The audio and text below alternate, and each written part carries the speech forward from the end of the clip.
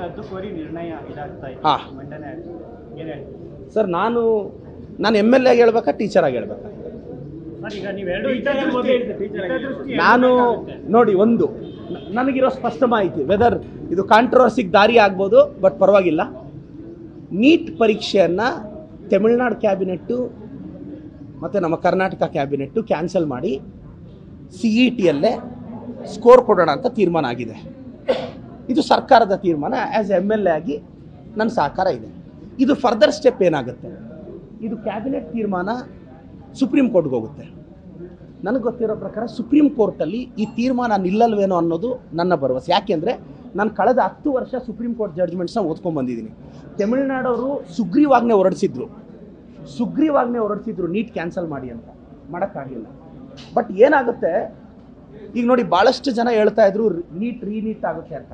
ನಾನು ಮೊದಲೇ ಹೇಳಿದ್ದೆ ನೀಟ್ ಆಗಲ್ಲ. ಯಾಕೆ ಅಂದರೆ ಲಾರ್ಜರ್ 24 ಲಕ್ಷ ಜನ ಹುಡುಗರು, ಯಾವುದೋ 2 ಸೆಂಟ್ರಲ್ ಸಮಸ್ಯೆ ಆದರೆ 24 ಲಕ್ಷ ಜನಕ್ಕೆ ಸಮಸ್ಯೆ ಮಾಡೋಕ್ಕೆ ಸುಪ್ರೀಂ ಕೋರ್ಟ್ ಒಪ್ಪಲ್ಲ. ನನಗೆ ಗೊತ್ತಿರೋ ಪ್ರಕಾರ ಈಗ ನೀಟ್ ನಡೆಸಿ ಅಂತ ಎಷ್ಟು ಸ್ಟೇಟ್ ಹೋಗ್ಬೋದು ಫೇವರ್ ಆಗಿ ಅಂತ. ನನಗೆ ಗೊತ್ತಿರೋ ಪ್ರಕಾರ ನೀಟ್ ಮುಂದುವರಿಯುತ್ತೆ ಅನ್ನೋದು ನನ್ನ ಅಭಿಪ್ರಾಯ ಸರ್, ಸರ್ಕಾರಕ್ಕೆ. Thank you sir.